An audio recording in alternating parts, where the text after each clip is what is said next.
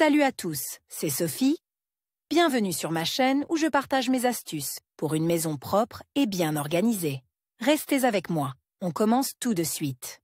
Les fleuristes sont souvent confrontés au problème de l'apparition de divers parasites. Pour sauver la verdure sur le rebord de la fenêtre, il est important de savoir comment se débarrasser des oxyures sur les fleurs d'intérieur. La nourriture préférée de ces parasites est le suc de diverses plantes, y compris toxiques. Installés sur la fleur, les insectes la privent de vitalité, provoquent son flétrissement et, après avoir causé des dommages irréparables à une plante, se déplacent vers d'autres, détruisant peu à peu toute la serre de la maison. Sur la photo, vous pouvez voir une punaise, un petit insecte recouvert d'un bouclier chitineux dense. Les ravageurs sont dangereux pour les fleurs de jardin et d'intérieur, dont ils boivent le jus, privant la plante de sa vitalité et de son attrait. L'article présente des méthodes efficaces de lutte contre les ténébrions, qui permettront non seulement de se débarrasser des parasites, mais aussi de protéger les plantes d'une nouvelle invasion. Le ver de terre, description, danger et cause d'apparition. Le chitka est un insecte du type arthropode à ailes semi-rigides. Selon l'espèce, la taille adulte varie entre 0,5 et 5 mm. Le corps du ravageur est recouvert d'une carapace dense, et sur la partie inférieure il y a des tentacules, par lesquels les insectes sont attachés aux plantes. Les femelles sont immobiles en raison de l'absence de pattes et d'ailes. Leur carapace est convexe, de sorte qu'elle ressemble à une petite bosse sur les feuilles. Les mâles sont dotés d'ailes et de membres bien développés, mais ils n'ont pas de bouche. La carapace des représentants mâles est plus plate et plus allongée. La durée de vie des mâles est courte et ils meurent peu après la fécondation de la femelle. La chitka prive la plante de vitalité, ce qui la rend vulnérable à d'autres parasites et maladies. Souvent, à l'endroit où les ravageurs se rassemblent, un champignon fuligineux apparaît, qui bouche les pores et perturbe la photosynthèse. Les larves sont extrêmement actives et voraces pendant les premiers jours de leur vie, puis elles se fixent sur la tige ou la feuille de la plante et deviennent immobiles. Passant les étapes de leur développement, elles muent et forment autour d'elles un bouclier cireux, une coquille. Les femelles adhèrent à la plante avec leurs tentacules et créent autour d'elles une couche protectrice chitineuse,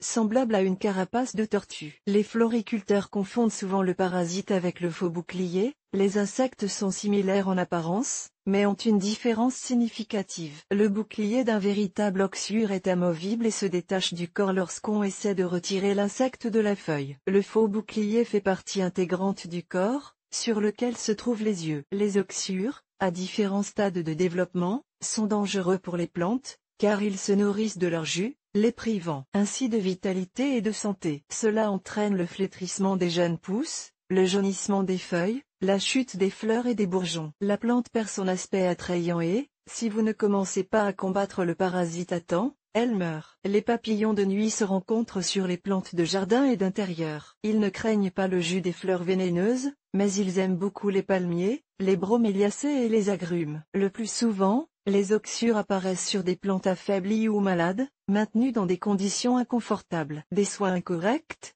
une alimentation ou un arrosage inadéquat peuvent déclencher une infestation. Les chitovki se multiplient rapidement et se propagent aux plantes voisines. Plus les fleurs sont denses sur le rebord de la fenêtre, plus le risque d'affecter plusieurs spécimens à la fois est élevé. Pour éliminer définitivement les parasites, il est nécessaire de déterminer les modalités de leur apparition sur les plantes. Les parasites pénètrent dans la maison par les voies suivantes, avec une nouvelle plante sur laquelle se trouvent des œufs ou des larves de parasites. Lorsqu'elle est transplantée dans un sol infesté, avec des bouquets de fleurs de jardin coupés, signe d'infestation par l'oxyrose. Pour sauver la plante, il est important d'identifier les parasites le plus tôt possible et d'entamer une lutte efficace contre eux. La présence d'un oxyure sur une fleur d'intérieur est indiquée par 3 signes: un retard de croissance et de développement, qui se manifeste par le dessèchement des pousses et des tiges, le jaunissement des feuilles, la chute des bourgeons, la formation de taches, plaques, brunes ou jaunes claires sur les feuilles, l'apparition d'un liquide collant sur les feuilles. Chers lecteurs, abonnez-vous à notre Telegram. Vous y trouverez des informations utiles sur l'entretien de la maison et pas seulement. Accédez au canal. Les signes extérieurs de la défaite de la fleur par un bouclier, l'apparition d'une plaque collante et de taches brunes de différentes tailles. La plante perd son aspect sain et attrayant, cesse de croître et de produire de nouvelles pousses. Nettoyage mécanique des fleurs d'intérieur contre les parasites. Si vous trouvez des parasites sur une plante,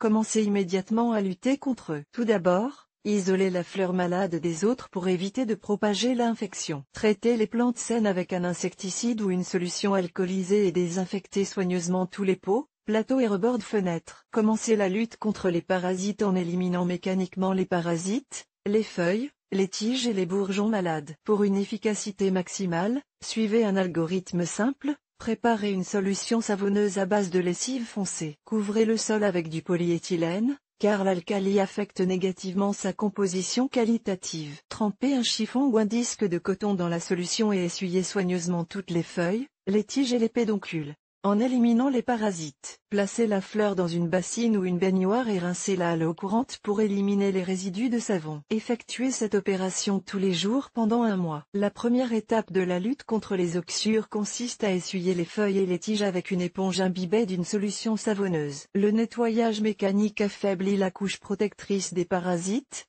ce qui augmente l'efficacité des insecticides ou des remèdes populaires. Le traitement mécanique permet de se débarrasser des adultes et des larves, de réduire leur nombre, mais ne garantit pas l'extermination complète des ravageurs. Pour nettoyer la fleur, il faut effectuer plusieurs traitements sur une longue période ou recourir à d'autres méthodes de lutte moins. Insecticides ou remèdes populaires. Méthode traditionnelle de lutte contre les parasites. Les remèdes populaires permettent de se débarrasser des parasites sur les plantes d'intérieur. Ils se caractérisent par leur simplicité, leur accessibilité et leur sécurité, mais ne sont pas toujours efficaces en cas de défaite à grande échelle. Avant d'utiliser les remèdes maison, veillez à effectuer un nettoyage mécanique, ce qui augmentera l'efficacité de la procédure. Les remèdes populaires pour lutter contre les oxyures sont présentés dans le tableau. Moyen méthode de préparation ordre d'application. Vinaigre dissoudre une cuillère à café d'acide acétique dans 1 litre d'eau. Essuyez toutes les feuilles, les pousses et les tiges avec la solution de vinaigre. Lessive et huile de térébenthine dans 1 litre d'eau. Ajoutez de l'essence de térébenthine et 10 g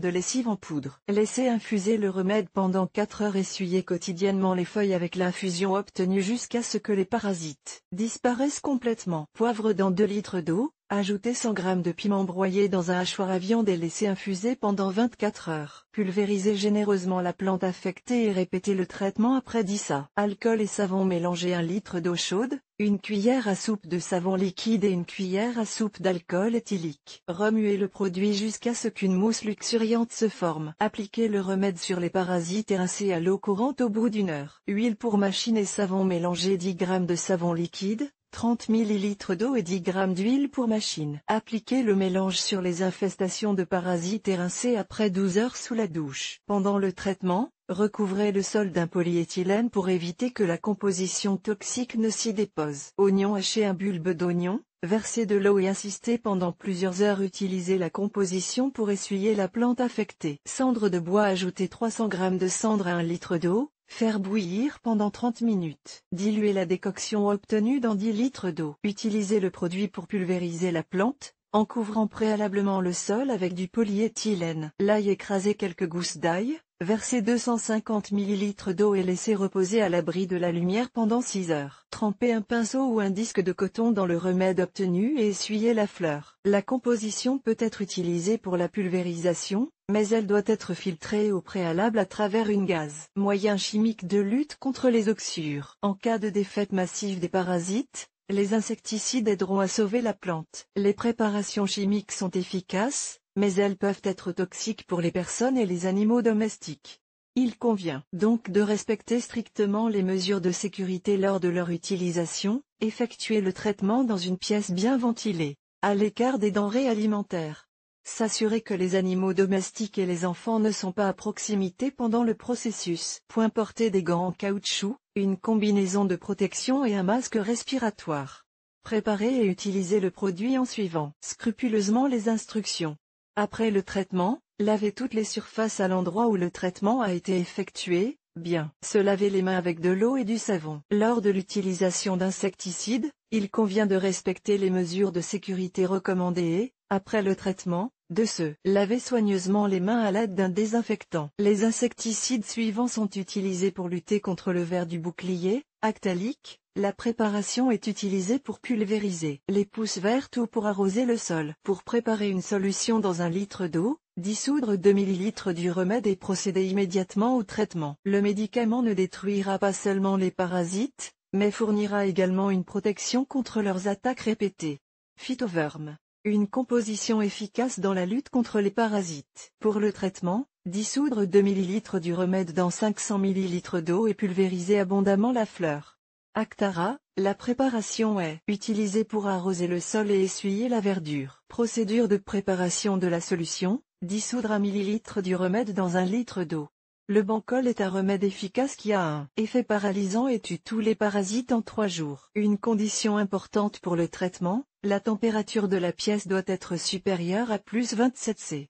Mospilan, un médicament systémique qui détruit les parasites à différents stades de développement. Après avoir trouvé un bouclier sur l'une des plantes, effectuez un traitement préventif des fleurs saines afin d'éviter la propagation des parasites. Des préparations chimiques sont utilisées pour pulvériser ou arroser les fleurs. Les substances toxiques pénètrent la sève de la plante et la rendent toxique pour l'oxyure. Pour un effet maximal et pour tuer les jeunes individus, le traitement est effectué plusieurs fois à un intervalle de 7 à 14 jours. Prévention de l'apparition des oxyures sur les fleurs d'intérieur. Après s'être débarrassé des parasites, il faut prendre des mesures préventives. Garder les plantes nouvellement achetées en quarantaine pendant 2 semaines et, si possible, effectuer un traitement préventif avec un insecticide. Suivez les conditions recommandées pour l'entretien et le soin des fleurs d'intérieur, fournissez-leur l'arrosage, la température de l'air et la lumière nécessaires. 1 fois par mois, essuyez les fleurs avec de l'eau savonneuse et les baignez sous l'eau courante. Arrosez périodiquement le sol avec une solution faible de manganèse pour la désinfection. Coupez et éliminez à temps les feuilles fanées, les bourgeons flétriers, les tiges florales.